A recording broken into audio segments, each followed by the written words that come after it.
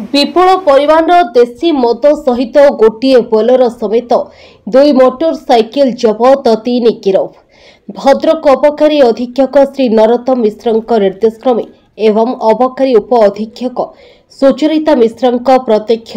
तत्वावधान जिला अबकारी विभाग पक्षर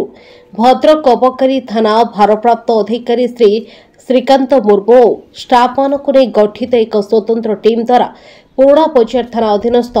आरएमसी मिर्जापुर छक एवं हलदीडीह बाईपास छकठारे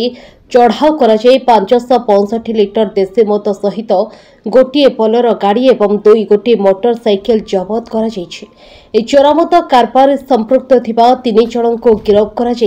कोर्ट चालाण कर जबत मद गोटे बोलेरो एवं 2 गोटे मोटरसाइकेल आनुमानिक मूल्य 13 लाख टंकार ऊर्ध्व हेब बोली अबकारी विभाग सूचना देछि।